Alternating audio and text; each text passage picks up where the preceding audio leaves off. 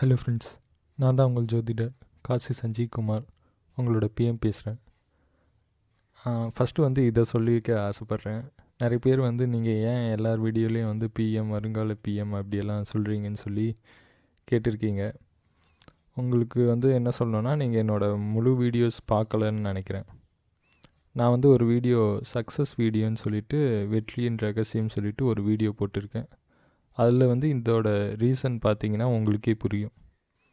அந்த வீடியோ பார்த்ததுக்கப்புறமேட்டு நீங்களும் என்ன மாதிரி லைஃப்பில் பெரிய சக்ஸஸ் உங்கள் லைஃப்லேயும் காத்துட்ருக்கு. ஒருவேளை அந்த வீடியோ இது வரைக்கும் பார்க்கலனா ஞாபகமாக முதல்ல அந்த வீடியோவை போய் பாருங்கள். அந்த வீடியோவோட லிங்க் இந்த வீடியோ டிஸ்கிரிப்ஷன் கீழேயே கொடுத்துருக்கேன். ஸோ அதை கிளிக் பண்ணி ஃபஸ்ட்டு அந்த வீடியோ பார்த்துருங்க. அதை சொல்லிக்க ஆசைப்பட்றேன். அப்புறமேட்டு இன்னொரு முக்கியமான விஷயம், நிறைய பேர் ஃபோன் நம்பர் கொடுங்க சார், ஃபோன் நம்பர் வேணும்னு கேட்குறாங்க. புரியுது நீங்கள் கேட்குறது. பட் சப்ஸ்கிரைபர்ஸ் ரொம்ப ஆயிரக்கணக்கில் அதிகமாகிட்டே இருக்காங்க நாளுக்கு நாள். ஸோ நாளைக்கு லட்சக்கணக்கிலையும் அதிகமாகிட்டே போகிறதுனால என்னோடய பர்சனல் நம்பர் யார்கிட்டையும் என்னால் கொடுக்க முடியாதுன்னு நான் ஒரு பணியோடு சொல்லிக்கிறேன். நான் சொன்ன மாதிரி கன்சல்டேஷனுக்கோ உங்களுக்கு ஏதாவது சந்தேகங்கள் இருக்கோ நீங்கள் கண்டிப்பாக எனக்கு மெயில் பண்ணலாம். இல்லைனா ஏதாவது என்கொயரிக்கு ஒரு நம்பர் கொடுத்துருக்கேன். ஸோ அந்த நம்பரில் காண்டாக்ட் பண்ணி விவரம் ஏதாவது தெரிஞ்சுக்கணுன்னு ஆசைப்பட்டிங்கன்னா கண்டிப்பாக தெரிஞ்சுக்கலாம். புரியுதுங்களா? ஸோ என்னோடய சுச்சுவேஷன் உங்களுக்கும் புரியும்னு நினைக்கிறேன். ஏன்னா இந்த மாதிரி பர்சனல் நம்பர் கொடுத்து தினமும் இதுக்கே நிறைய கால்ஸ் இருந்ததுன்னா என்னோடய கன்சல்டேஷனும் பார்க்க முடியாது இல்லையா, மற்றவங்களுக்காகவும். ஸோ அதுக்காக தான் இந்த இது ஃபைன். இன்றைக்கி எல்லாத்துக்குமே மந்திரங்கள் இருக்குது. லைஃப்பில் பல நல்ல விஷயங்கள். ஒருவேளை உங்களுக்கு ஆரோக்கியம் நல்லா இல்லைன்னா நல்ல ஆரோக்கியத்துக்கு என்ன பண்ணணும்? உங்கள் லைஃப்பில் சந்தோஷம் ரொம்ப கம்மியாக இருக்குன்னா ரொம்ப சந்தோஷமாக இருக்கிறதுக்கு என்ன பண்ணணும்? அப்புறமேட்டு வீடு இல்லையா, வீடு வாங்கிறதுக்கு என்ன பண்ணணும்? கல்யாணம் ஒரு வேளை சீக்கிரம் நடக்கணுமா, இது வரைக்கும் கல்யாணம் ஒரு வேளை டிலே ஆகுதோ, அதுக்காக என்ன பண்ணலான்னு பார்த்தீங்கன்னா எல்லாத்துக்கும் ஒரு பரிகாரம் வச்சுருக்கேன். பரிகாரம்ன்ற மீன்ஸ் ஒரு சாதாரண ஒரு மந்திரங்கள். அது எல்லாருமே பண்ணலாம். ஐயோ எனக்கு அவ்வளோ தமிழ் தெரியாது, தமிழே நான் திக்கு தான் பேசுவேன் அப்படின்னு சொன்னிங்கன்னா பரவாயில்ல, உங்களுக்கும் இது ரொம்ப யூஸ்ஃபுல்லாக இருக்கும். ஏன்னா என் தமிழே திக்கி தான் வருது.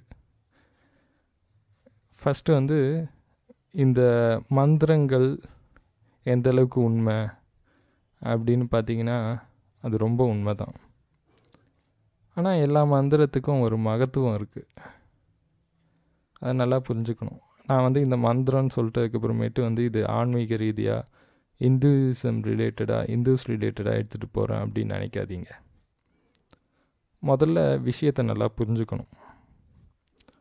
இந்த பிரபஞ்ச அதிர்வுகள் எல்லாமே இருக்கிறது எல்லாமே உண்மை தான். எனர்ஜி, பாசிட்டிவ் எனர்ஜின்னு ஒன்று இருக்குது, நெகட்டிவ் எனர்ஜின்னு ஒன்று இருக்குது. இந்த மாதிரி பல விஷயங்கள் நம்மளை சுற்றி இருக்குது. இதை எல்லாத்தையும் முதல்ல நாம் புரிஞ்சுக்கணும். நான் பேசிக்காக ஸ்டெப் பை ஸ்டெப்பாகவே உங்களுக்கு புரிய வைக்கிறேன். குறிப்பாக இந்த மந்திரங்கள் வெளியில் நீங்கள் யார்கிட்டையும் கேட்டிருக்க மாட்டீங்க. வேறு யாருமே இந்த மந்திரங்கள் எல்லாம் உங்களுக்கு சொல்லி கொடுத்துருக்க மாட்டாங்க. நான் இந்த வீடியோவில் சொல்கிற மந்திரம், அதாவது இந்த மந்திரங்கள் எல்லாமே கலியுகத்தில் நல்ல பலன் கொடுக்கணும், எல்லாருக்கும் கொடுக்கணும். அது மட்டும் இல்லாமல் இது ஆன்மீகம் ரிலேட்டடாக, அதாவது ஒரு மதம் ரிலேட்டடாகவும் எடுத்துகிட்டு போகக்கூடாது. ஆன்மீகம் வேறு, மதம் வேறு. ஸோ அதையும் நான் தெளிவுபடுத்திக்கிறேன். இதுலேயே நான் ரொம்ப பெரிய ஆன்மீகவாதி, ஆனால் நான் மதவாதி கிடையாது. இதனாலேயே நிறைய பேர் என்ன நினைக்கிறாங்கன்னா, நீங்கள் சாஸ்திரம் உங்களுக்கு எந்த அளவுக்கு தெரியும் அப்படிலாம் கேட்குறாங்க. ஃபஸ்ட்டு விஷயம் பேசிக்காக நாம் புரிஞ்சுக்கணும். இந்த எல்லாத்துக்கும் வந்து ஒரு நம்பர்ஸ் இருக்கு இல்லையா? குறிப்பாக வந்து இந்த இதுக்கு வந்து 108 தடவை பண்ணணும், இதுக்கு 1008 தடவை பண்ணணும், இது 48 தடவை பண்ணணும், அப்படி இப்படின்னு சொல்கிறாங்க இல்லையா? இந்த மாதிரி எல்லாத்துக்குமே வந்து ஒரு ரீசன் இருக்குது. ஆனால் எல்லாத்துக்குமே வந்து நம்ம இப்போ இன்றைக்கி இருக்கிற நிலமையில எப்படி பதில் தேடுறோன்னா, எல்லாமே மத ரீதியாக பதில் தேடிட்டு வரோம். ஒரு 108னா இது வந்து இந்த புராணத்தில் வந்தது, இது அதில் வந்தது, இதில் வந்தது, அப்படி இப்படின்னு எடுத்துகிட்டு போகிறோம். பேசிக்காகவே பார்த்திங்கன்னா நம்ம வாழ்க்கையில் எல்லாரோட வாழ்க்கையிலையும் சம்மந்தப்பட்டு தான் இருக்கும் அந்த நம்பர்ஸ் எல்லாமே. நான் இப்போ கொடுக்குற மந்திரம் கூட ஒரு நம்பர் ரிலேட்டடானது தான். குறைஞ்சபட்சம் இந்த மந்திரத்தை 48 நாள் தொடர்ந்து பிரயோகிக்கணும், அதாவது யூஸ் பண்ணணும், சொல்லணும். 48 நாளா? 48னா அதுக்கு என்ன இது அர்த்தம்? சும்மா வந்து எல்லாரும் சொல்கிறாங்களே அப்படின்னு நீங்களும் சொல்கிறீங்களா அப்படின்னு கேட்டிங்கன்னா இல்லை. 48ன்றதே வந்து ஒரு வித்தியாசமான ஒரு நம்பர். அதுக்கு ஜோதிட ரீதியாக பார்த்திங்கன்னா ஒரு முக்கியமான அர்த்தம் இருக்குது 48ல். அதாவது இந்த 48 முதல்ல எப்படி வந்ததுன்னு புரிஞ்சுக்கணும். 9 கிரகங்கள் இருக்குது. 9 கிரகங்கள், 27 நட்சத்திரங்கள், 12 ராசிகள். 9 கிரகம், 27 நட்சத்திரம், 12 ராசி. இது மூணுத்தையும் டோட்டல் பண்ணிங்கன்னா 48.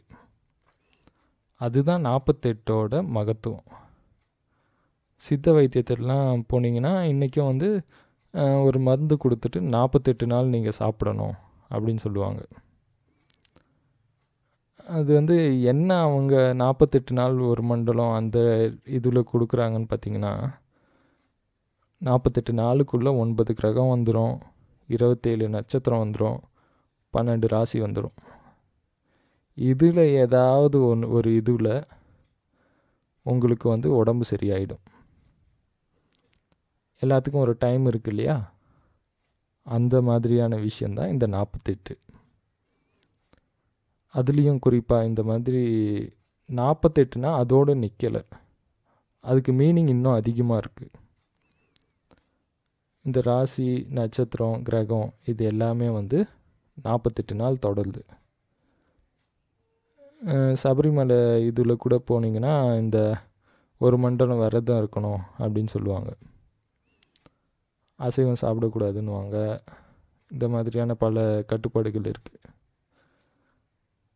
அதாவது இது 48 நாள் மட்டும் ஃபாலோ பண்ணுறதுல என்ன இதுவே 48 நாளில் என்ன விஷயம் இருக்குதுன்னு பார்த்தீங்கன்னா, இது கிரகங்கள்னு நான் சொல்லிட்டேன். இந்த எல்லாமே அஸ்ட்ராலஜி, ஜோதிடம் ரிலேட்டடாக எந்த ஒரு விஷயமா இருந்தாலும் சரிங்க, முதல்ல ஒரு 48 நாள் பண்ணுறது அவ்வளோ ஈஸி கிடையாது தொடர்ந்து. ஆனால் அதையே ஒரு 48 நாள் பண்ணிட்டீங்கன்னு வச்சுக்கோங்களேன், ஈஸியாகிடும், சுலபமாக இருக்கும்.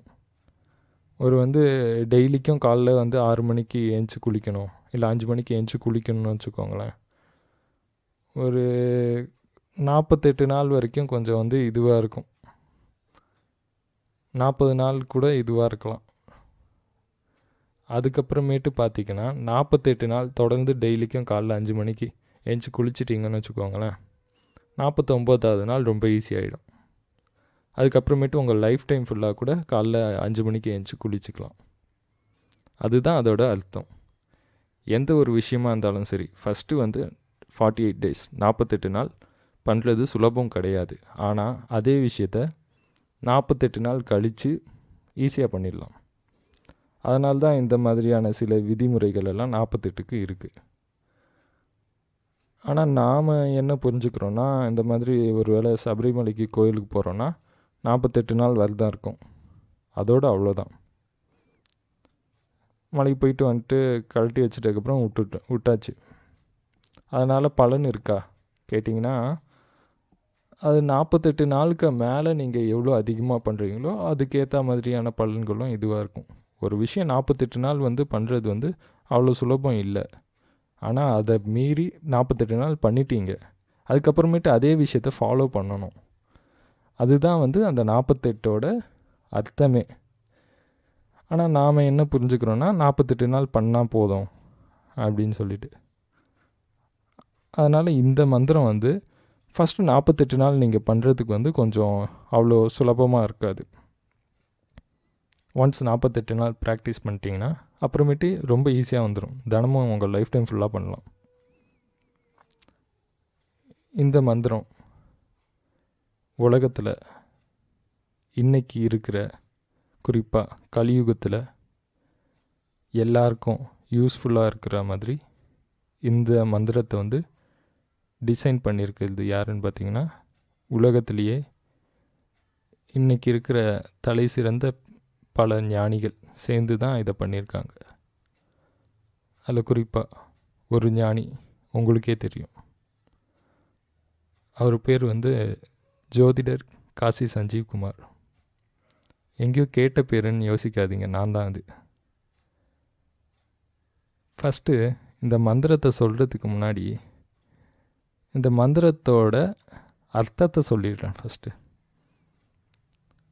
அதாவது நான் ஜோதிட ரீதியாகவே சொல்லிடுறேனே. ஜோதிடத்தில் உங்களுக்கு கொஞ்சம் பேசிக் நாலேஜ் இருந்தாலே நான் சொல்கிறத கொஞ்சம் கிரகிச்சிக்க முடியும், புரிஞ்சுக்க முடியும். அதாவது நம்மளோட வாழ்க்கையில் ஏற்படக்கூடிய பல மோசமான விஷயங்கள், கெட்ட விஷயங்கள், துன்பங்கள், இதுக்கு எல்லாமே காரணம் என்னென்ன கட்டம்னு பார்த்திங்கன்னா 6, 8, 12ன்னு சொல்லுவாங்க. தீய பாவங்கள் அப்படின்னு சொல்லுவாங்க. 6ல் பார்த்திங்கன்னா நிறைய வந்து ப்ராப்ளம்ஸு, கஷ்டங்கள், நோய்கள் எல்லாமே இருக்குது. 8ல் பார்த்திங்கன்னா 8லேயும் கிட்டத்தட்ட அதே இருக்குது. குறிப்பாக 8ல் நம்மளோட ஆயுள் கூட இருக்குது. நம்மளோட எவ்வளோ நாள் நம்ம உயிரோடு இருக்க போகிறோன்னு சொல்கிறதும் 8ஆம் வீடு தான். அந்த 6ஆம் வீட்டில் என்னென்னு விஷயம் புரிஞ்சுக்கணும். கன்னி, காலபுருஷனுக்கு 6ஆம் வீடு வந்து கன்னி வரும். எல்லா வீட்டுக்குமே தன்னுடைய விரயபாவம் 12வது வீடு. ஒருவேளை நீங்கள் வந்து இந்த நான் சொல்கிறது இந்த 6ஆம் வீடு என்னது, 5ஆம் வீடு என்னது, இது எதுவும் உங்களுக்கு புரியலன்னா நான் இதுக்கு முன்னாடி ஒரு வீடியோ போட்டிருக்கேன், உங்கள் ஜாதகம் உங்கள் கையில்னு சொல்லிவிட்டு. அதில் இந்த மாதிரி ஒரு சில பேசிக்ஸ் மட்டும் சொல்லியிருக்கேன். ஸோ இந்த மாதிரி 6ஆம் வீடு எங்கே இருக்குது, 8ஆம் வீடு எங்கே இருக்குது, எப்படி பார்க்கணும், எப்படி ஒவ்வொரு வீடையும் எண்ணணும், இந்தந்த கிரகத்துக்கு என்னென்ன பார்வை, இதெல்லாம் வந்து சொல்லியிருக்கேன் அந்த வீடியோவில். அந்த வீடியோ வந்து நீங்கள் முதல்ல போய் பார்த்தீங்கன்னா உங்களுக்கும் புரிஞ்சுக்கலாம். நீங்கள் இப்போ ஃப்ரெஷ்ஷாக ஃபஸ்ட் டைம் இந்த வீடியோ பார்க்குறீங்கன்னா நீங்களும் புரிஞ்சுக்கலாம் இந்த விஷயத்தை. ஸோ அந்த வீடியோவோட லிங்க்கும் வந்து கீழேயே நான் போட்டிருக்கேன். இந்த வீடியோ கீழே டிஸ்கிரிப்ஷன் கீழேயே வந்து அந்த வீடியோவோட லிங்க்கையும் போட்டிருக்கேன், உங்கள் ஜாதகம் உங்கள் கைன்னு சொல்லிவிட்டு. ஃபஸ்ட்டு நீங்கள் அதை பார்த்துட்டு வந்தீங்கன்னா உங்களுக்கு ஈஸியாக இருக்கும். ஓகே, நான் இதை கண்டினியூ பண்ணுறேன். அப்போது ஒரு பாவத்தோட விரயம் பார்த்திங்கன்னா அதோட 12ஆம் வீடு, லக்னத்தோட விரயம் 12வது வீடு. ஸோ அந்த மாதிரி எல்லா இதுக்கும் 6ஆம் பாவத்தோட விரய பாவம் பார்த்திங்கன்னா 12ஆம் வீடு, 5 வரும், 5வது வீடு வரும். 11வது பாவம் பார்த்திங்கன்னா எல்லா வீட்டோட லாபமும் அதை வந்து ஜெயிக்கக்கூடிய விஷயங்கள் எல்லாமே வந்து 11ல் இருக்கும். சந்தோஷம் எல்லாமே, பெரிய திருப்தி எல்லாமே. அதாவது இதில் தான் சூட்சமாக இருக்குது, நல்லா புரிஞ்சுக்கோங்க. 6ஆம் வீட்டிலேருந்து 11ஆம் வீடு, 6வது வீட்டோட 11வது வீடு பார்த்திங்கன்னா 4ஆம் வீடாக வரும். அதில் பார்த்திங்கன்னா கடக ராசியாக வரும். கடகம்னா சந்திரனோட வீடு. ஸோ சந்திரன் அங்கே தான் ஆட்சியாக இருக்குது, பவராக இருக்குது. சந்திரனோட வீடு அது. அதாவது 6ஆம் வீடு கஷ்டங்கள், துன்பங்கள், நோய்கள்னு வச்சுக்கோங்களேன். நான் திருப்பி இந்த வேர்டை யூஸ் பண்ணக்கூடாதுன்னு நினைக்கிறேன். ஸோ அதனால் இனிமேட்டு வந்து சந்தோஷம் இல்லாத விஷயங்கள்னு சொல்லிடுறேன் சிம்பிளாக. ஸோ அதனால் 6ஆம் வீடு வந்து எல்லாமே சந்தோஷம் இல்லாத விஷயங்கள். இதை வந்து எப்படி நீங்கள் ஜெயிக்க போகிறீங்க அப்படின்னா, இதோட பதில் வந்து 6ஆம் வீட்டோட 11ஆம் வீட்டில் இருக்குது. 6ஆம் வீட்டோட 11ஆம் வீடுனா 4வது வீடு. அது வந்து சந்திரனோட வீடு. அது ஒன்று ஃபஸ்ட் க்ளூ. 2வது 8ஆம் இது. ஒருவேளை 6லேயே வந்து சில சின்ன சின்ன விஷயங்கள் இருக்கும்னு வச்சுக்கோங்களேன். சின்ன சின்ன ப்ராப்ளம்ஸ், சின்ன சின்ன நோய்கள்னு. 8ல் பார்த்தீங்கன்னா எல்லாமே பெருசு. பெரிய பெரிய விஷயங்கள், பெரிய பெரிய இது, பெரிய பெரிய சந்தோஷம் இல்லாமை, அது எல்லாமே 8ல் இருக்குது. அதில் தான் 8ல் தான் ஆயுளும் இருக்குது. அந்த 8னா என்னதுன்னு புரிஞ்சுக்கணும். காலபுருஷனுக்கு 8ஆம் வீடு விருச்சிகம் அப்படின்னு எல்லாருக்கும் தெரியும். அந்த விருச்சிகத்தில் பார்த்தீங்கன்னா அங்கேயும் சந்திரன் இருக்குது. சந்திரன் வந்து நீச்சம். அங்கே விஷயமே இதுதான்.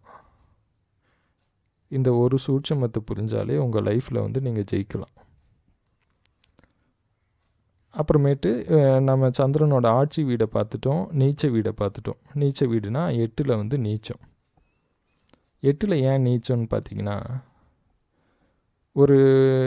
உங்கள் லைஃப்பில் வந்து ஒரு விஷயம் இருக்குது, சந்தோஷம் இல்லாத விஷயங்கள், ஒரு கஷ்டம், ஒரு துக்கம், ஒரு நோய் இருக்குதுன்னு வச்சுக்கோங்களேன். அதை எப்படி நீங்கள் ஜெயிக்க போகிறீங்கன்னா, சந்திரன் உங்களோட எண்ணங்கள் தான் ஒரே வார்த்தையில் சொல்லணும்னா. அது வந்து உங்களுக்கு நம்பிக்கை ஊட்டுற விதத்தில் ஸ்ட்ராங்காக இருந்ததுன்னு வச்சுக்கோங்களேன், நீங்கள் ஜெயிச்சிடுவீங்க.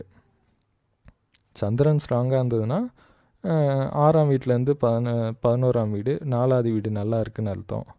அப்போ வந்து நீங்கள் நினைப்பீங்க, இதெல்லாம் ஒன்றுமே இல்லை, இதெல்லாம் நான் சமாளித்து வெளியே வந்துடுவீங்க. ஒருவேளை உங்கள் சந்திரன் ரொம்ப வீக்கு, நீச்சமாக இருக்குது அப்படின்னா என்ன நடக்கும்? சின்ன சின்னதாக இருக்கிற விஷயங்கள் எல்லாமே பெருசாகிடும். சின்ன நோய் இருந்தால் பெரிய நோயாக மாறிடும். ஏன்னா 8ல் தான் சந்திரன் நீச்சம். 8 தான் அது எல்லாம் சொல்லுது. பெரிய நோய், பெரிய கஷ்டங்கள், பெரிய துன்பங்கள் எல்லாமே. ஸோ இப்பயும் உங்களுக்கு விஷயம் புரிஞ்சிடும். நம்ம லைஃப்பில் நம்மளுக்கு ஜெயிக்கிறதுக்கு என்ன தேவையோ தோக்கிறதுக்கும் அதே தான் தேவை. 2த்துக்குமே சந்திரன் தான். உங்கள் மைண்டு, எண்ணங்கள் வந்து பாசிட்டிவாக நல்லா இருந்ததுன்னா எல்லாத்தையும் ஜெயிச்சிருவீங்க. அதுவே வீக்காக இருந்ததுன்னா, சந்திரன் 8ல் நீச்சம் மாறாமல் வீக்காக இருந்ததுன்னா 8ஆம் வீடு தான் வேலை செய்யும். ஒருவேளை அது ஸ்ட்ராங்காக இருந்ததுன்னா 4ஆம் வீடு வேலை செய்யும். இதுதான் விஷயம். சரி, ஆட்சி வீடு, நீச்ச வீடு பார்த்துட்டோம். இப்போ சரி, சந்திரனோட உச்ச வீடையும் பார்த்துருவோம். உச்ச வீடு பார்த்திங்கன்னா காலபுருஷனுக்கு 2ஆம் வீடாக வரும், ரிஷபம். அந்த ரிஷபத்தில் பார்த்திங்கன்னா சந்திரன் வந்து உச்சம், ரொம்ப பவராக இருக்குது. ஆட்சியை விட ரொம்ப பவர். இதுதான் சூட்சமே.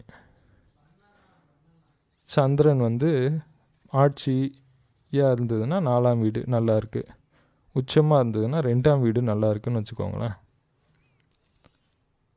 2ஆம் வீட்டில் என்னெல்லாம் வரும்? நிறைய நல்ல விஷயங்கள், ரொம்ப பாசிட்டிவான விஷயங்கள். கையில் புரளக்கூடிய பணங்கள், வீடு, நிலம் எல்லாமே, செக்யூரிட்டிஸ், ப்ராப்பர்ட்டிஸ் எல்லாமே, ஜுவல்லரிஸ், நகைகள் எல்லாமே வரும் 2ஆம் வீட்டில். 4ஆம் வீட்டில் பார்த்திங்கன்னா சந்தோஷம், காரு, வண்டி, பங்களா, வீடு, அம்மா எல்லாமே, கம்ஃபர்ட்டாக லைஃப்பில் என்னெல்லாம் தேவையோ எல்லாமே 4ஆம் வீட்டில் வந்துடும். இதுதான். இப்போ உங்கள் லைஃப்பில் இருக்க எல்லா விஷயத்துக்குமே பதில் இங்கே தான் இருக்குது. இந்த பதில் தான் முக்கியமான இது. இந்த மந்திரத்தில் நான் சொல்ல போகிறேன். இவ்வளோ நாள் உங்கள் லைஃப் இப்படி இருந்ததுக்கு ரீசன் என்னென்னா, சந்திரன் வீக்காக இருந்தது தான் ரீசன். இப்போ நான் சொல்கிற இந்த மந்திரம் வந்து அந்த சந்திரனை ஆக்டிவேட் பண்ண போகுது, ஸ்ட்ராங்காக ஆக்க போகுது. ஸோ அந்த மாதிரி ஸ்ட்ராங்காக ஆக்குற பட்சத்தில் என்ன நடக்கும்னு பார்த்திங்கன்னா, 4ஆம் வீடும் 2ஆம் வீடும் ஆக்டிவேட் ஆகும். சந்திரன் வந்து 4ஆம் வீட்டில் என்ன பண்ணுவாருன்னு பார்த்தீங்கன்னா, உங்கள் லைஃப்பில் இருக்க எல்லா விதமான துக்கங்களும் மறைஞ்சிரும், சந்தோஷமாயிடும். 6ஆம் வீடு துக்கங்கள் வச்சுக்கோங்களேன். 6லேருந்து 11ஆம் வீடு 4ஆம் வீடு, அங்கே தான் சந்தோஷம். காலபுருஷனு தத்துவப்படியும் பார்த்தீங்கன்னா 4ஆம் வீட்டில் தான் சந்தோஷங்கள் எல்லாமே இருக்குது. விஷயமே இதுதான். நம்ம லைஃப்பில் சந்தோஷம் வேணும். நிறைய வீடு, நிலப்புலன்கள், நிறைய ப்ராப்பர்ட்டிஸ், நகைகள் எல்லாமே வேணும்னு வச்சுக்கோங்களேன். நகைகள் பார்த்திங்கன்னா, நான் குறிப்பாக சொல்கிறது என்னென்னா, தங்கம் வேண்டாம். அதுக்கு ரீசன் என்னென்னா, நான் இன்னொரு வீடியோவும் போட்டிருக்கேன். அந்த வீடியோ பார்த்தவங்களுக்கு ரீசன் என்னன்னு தெரியும். ஓகே, ஸோ இப்போது இந்த சந்திரனோட விஷயம் நமக்கு எல்லாருக்குமே புரிஞ்சிருக்கும். ஒருவேளை உங்கள் லைஃப்பில் வந்து உங்களுக்கு ஏதோ வந்து ஒரு துன்பம் இருக்குது, ஏதோ ஒரு கஷ்டம் இருக்குது, ஏதோ ஒரு குட்டியான சின்ன நோய் இருக்குதுன்னு வச்சுக்கோங்களேன். அதை ஜெயிக்கணும்னா சந்திரன் வந்து ஆக்டிவேட் பண்ணணும், ஸ்ட்ராங்காக இருக்கணும், பாசிட்டிவாக இருக்கணும். அதுவே சின்னதாக இருக்கிற அந்த பிரச்சனையை பெருசாக்கணும்னா அதே சந்திரன் தான் வேணும். சந்திரன் நெகட்டிவாக இருக்கணும், சந்திரன் வீக்காக இருக்கணும். இன்றைக்கி நம்ம லைஃப்பில் நிறைய பேரோட லைஃப்பில் பார்த்திங்கன்னா சந்திரன் வந்து ஸ்ட்ராங்காக இல்லை, வீக்காக இருக்குது. அதனால தான் பல பேரோட லைஃப்பில் வந்து பல நல்ல விஷயங்கள் இல்லாமல் இருக்காங்க. நான் வந்து அந்த சக்ஸஸ் வீடியோ பார்த்தவங்களுக்கு விஷயம் நல்லா புரியும். சாதாரண பேசுகிற விஷயத்தில் இருந்தால் கூட நல்ல வார்த்தைகளை தான் யூஸ் பண்ணணும், பாசிட்டிவ் வேர்ட்ஸை தான் யூஸ் பண்ணணும்.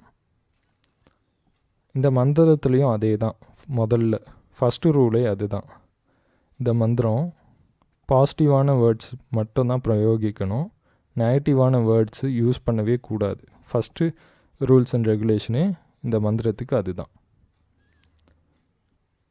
நம்ம லைஃப்லேயே நிறைய பேர் பார்த்துருப்போம்.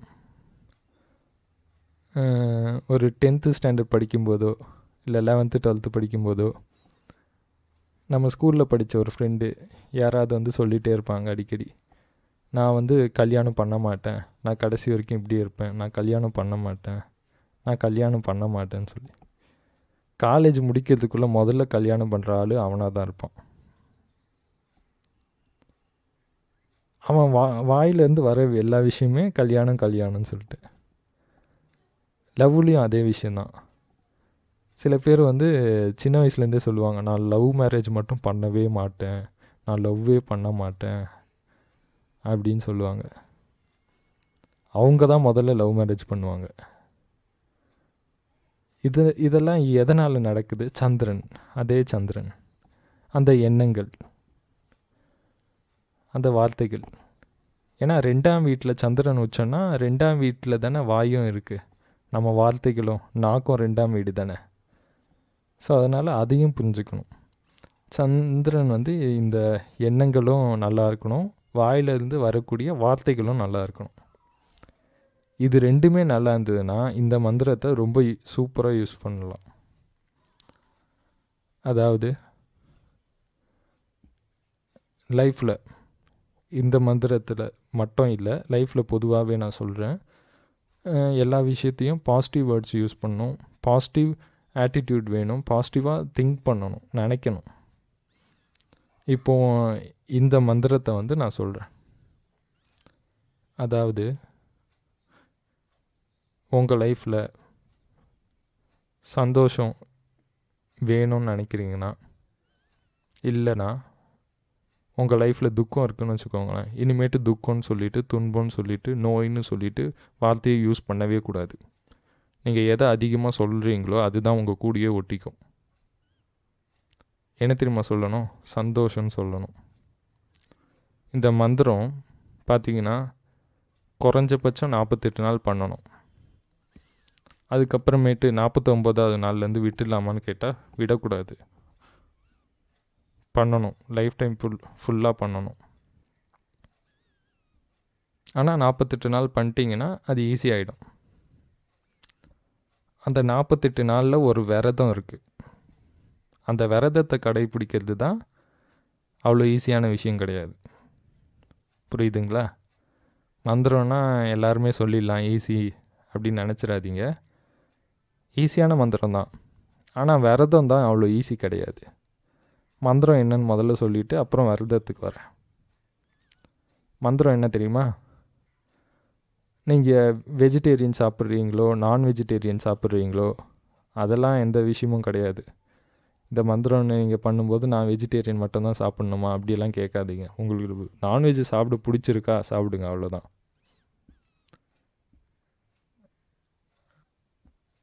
ஃபஸ்ட்டு இந்த மந்திரத்தை எப்போ பண்ணணும், எப்போ சொல்லணும் அப்படின்னு கேட்டிங்கன்னா, எப்போ வேணாலும் சொல்லலாம்.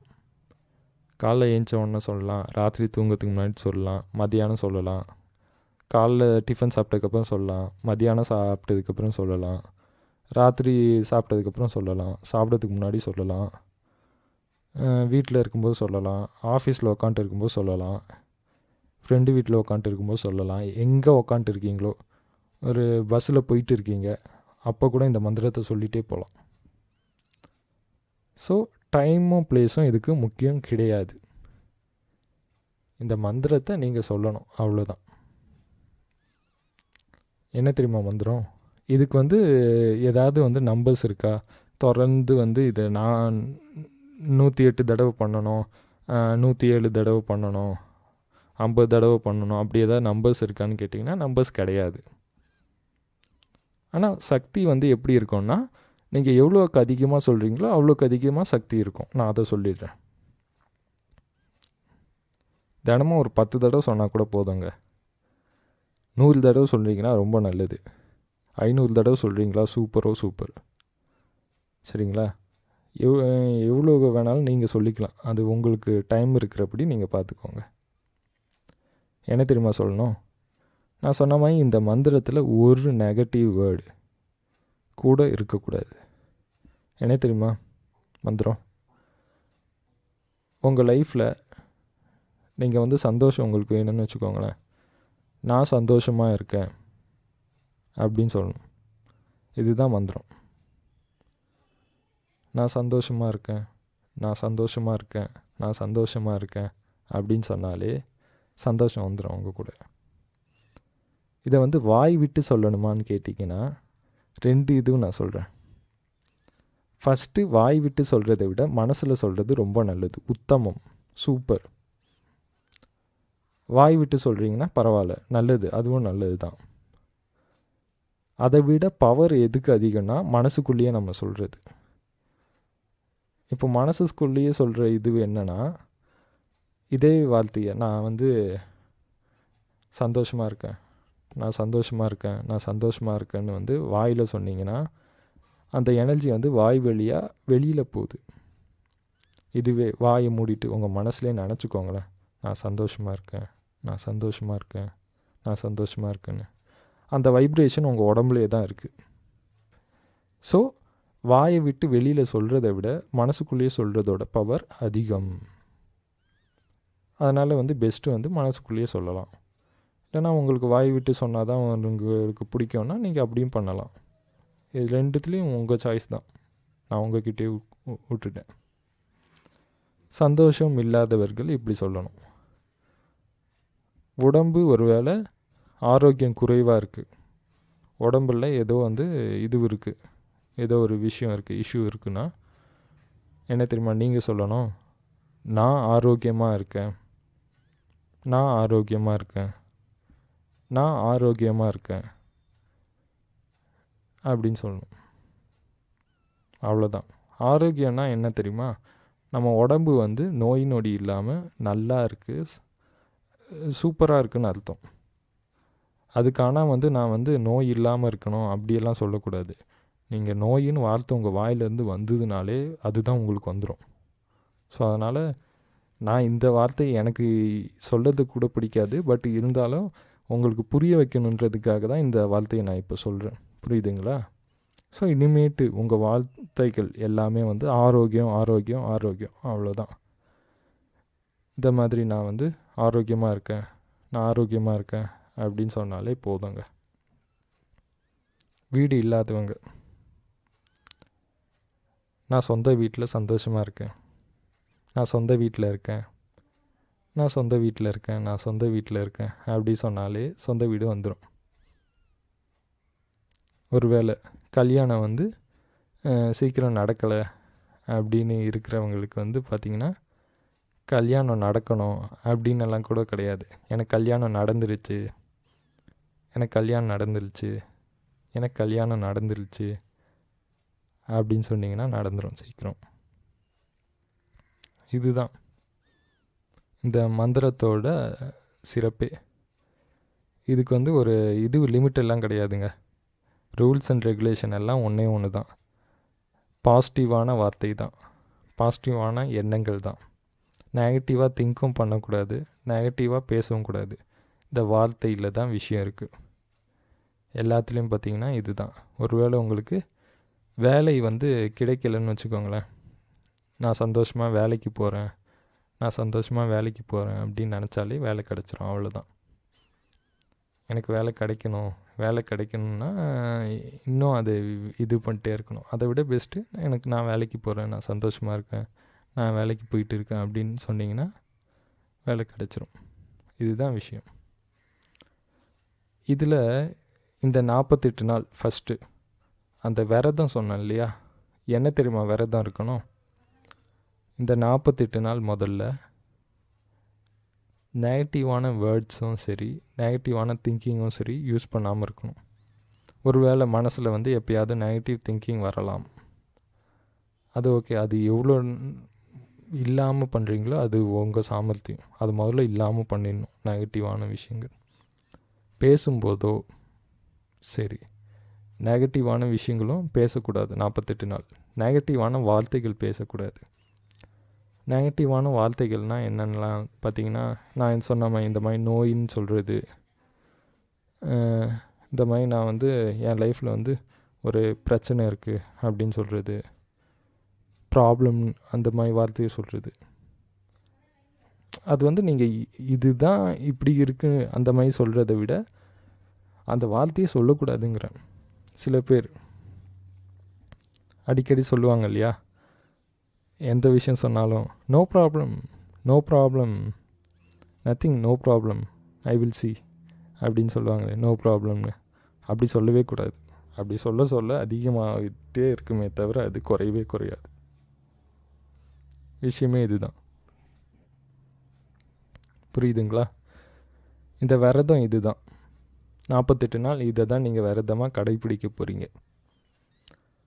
நெகட்டிவ் வேர்ட்ஸ் யூஸ் பண்ணக்கூடாது, பாசிட்டிவான வேர்ட்ஸ் தான் யூஸ் பண்ணணும். இதுதான் இந்த விரதம்.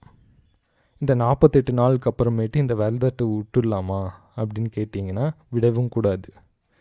இது உங்கள் லைஃப் டைம் ஃபுல்லாக இருக்கணும் இந்த விரதம். முதல் 48 நாள் ஃபாலோ பண்ணதுக்கு தான் ரொம்ப இதுவாக இருக்கும். அவ்வளோ ஈஸி கிடையாது. ஒன்ஸ் 48 நாள் தாண்டிட்டிங்கன்னா ஈஸி ஆகிடும்.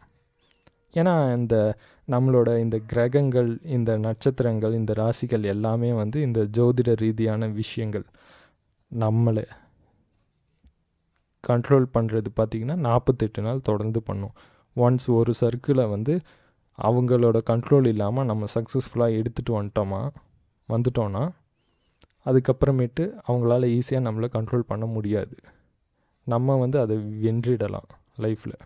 புரியுதுங்களா? இந்த மாதிரி பண்ணாலே லைஃப்பில் பல நல்ல விஷயங்கள் சீக்கிரமாக நடக்கும். எல்லாருமே சந்தோஷமாக இருக்கலாம். புரியுதுங்களா? இது எல்லாம் சொல்லிட்டதுக்கப்புறம் கூட நிறைய பேர் கேட்கலாம், என்னங்க தசாபுத்தி அடிப்படையில் தானங்க எல்லாம் நடக்கும் அப்படின்னு. நானும் அதை தான் சொல்கிறேன். தசாபுத்தி அடிப்படையில் நடக்கட்டும், ஆனால் நம்ம புத்தி எங்கே போகுது? புரியுதுங்களா? இந்த மாதிரி தசாபுத்தி அடிப்படையில் நடக்கட்டும்னு சொல்லிட்டு ஒரு டாக்டர் வந்து பேஷண்ட்டை அப்படியே விட்டார்னா என்ன ஆகுது? இல்லை தசாபுத்தி அடிப்படையில் நடக்கட்டும்னு சொல்லிட்டு வேலைக்கு போவாமல் வீட்டில் உட்காருவீங்களா? இந்த மாதிரியெல்லாம் முட்டாள்தனமாக, இந்த மாதிரி படித்த முட்டாள்தனமாக எல்லாம் இருக்கக்கூடாது. மூட நம்பிக்கையில் பார்த்திங்கன்னா இன்றைக்கி அதிகமாக யாருக்கு இருக்குன்னா படிக்காதவங்களுக்கு இல்லை, படித்தவங்களுக்கு தான் அதிகமான மூட நம்பிக்கை. எவ்வளோக்கு எவ்வளோ ஒருத்தன் அதிகமாக படிக்கிறானோ அவ்வளோக்கு அவ்வளோ மூட நம்பிக்கை அதிகமாக இருக்குது அவனுக்கு.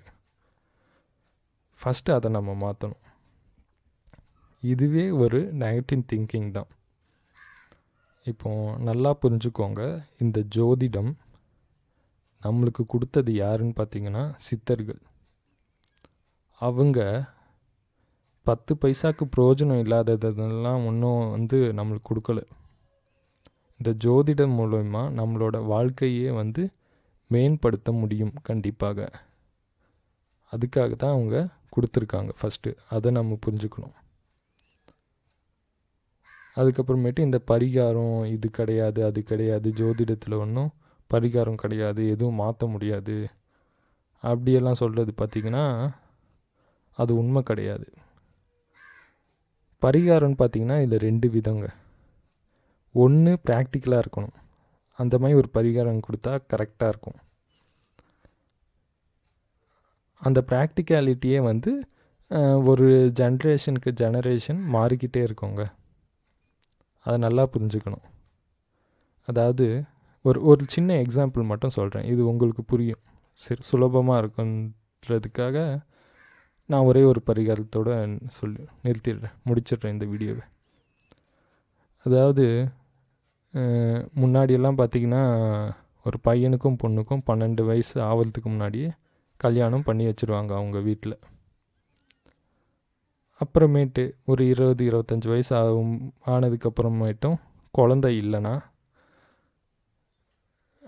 அவங்க அப்பா அம்மாலாம் என்ன யோசிப்பாங்கன்னா, ஒரு வேளை வந்து 12 வயசுலேயே கல்யாணம் பண்ணி வச்சுட்டோம். 12 வயசுனால் சின்ன பசங்களாக தானே இருப்பாங்க. இவ்வளோ 20 வயசாகியும் குழந்தை இல்லை, 22 வயசானவையும் குழந்தை இல்லைன்னா ஒரு வேளை வந்து இவங்களுக்கு வந்து மனசு வந்து அந்த செக்ஷுவல் தாட் மனசில் இருக்கோ இல்லையோ, இன்னும் சின்ன குழந்தைங்களாகவே இருக்காங்களோ என்னவோன்னு வந்து ஒரு சந்தேகம் வரும்.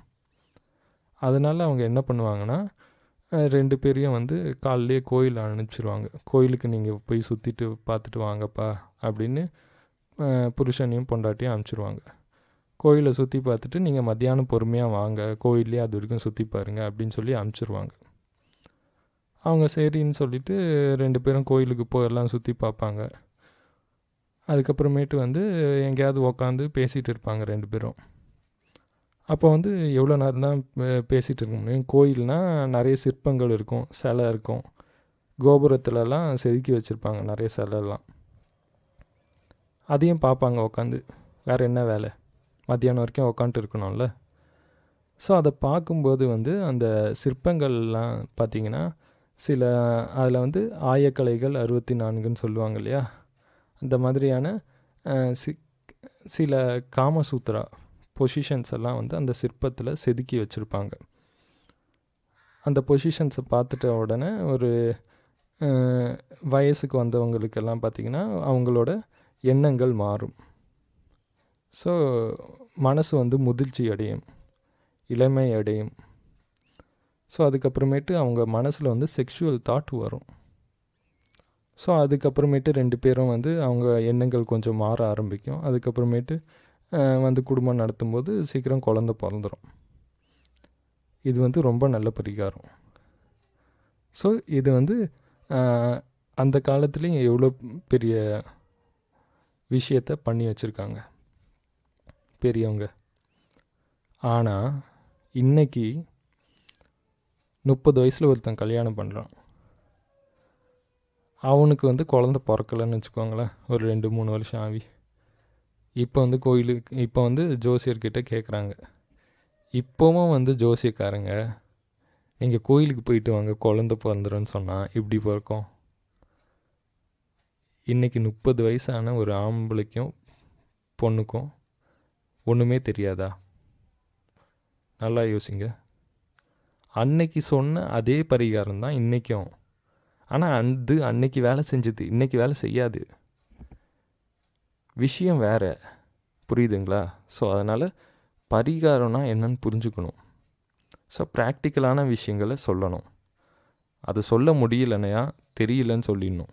அதை விட்டுட்டு இதில் பரிகாரமே கிடையாது, அது கிடையாது, இது கிடையாதுன்னு சொல்கிறதெல்லாம் வேஸ்ட்டுன்னு நான் சொல்கிறேன். புரியுதுங்களா? கண்டிப்பாக வந்து உங்கள் லைஃப்பில் இந்த மாதிரியான நல்ல விஷயங்களெல்லாம் பண்ணி எல்லாருமே சக்ஸஸ்ஃபுல்லாக வரணும்.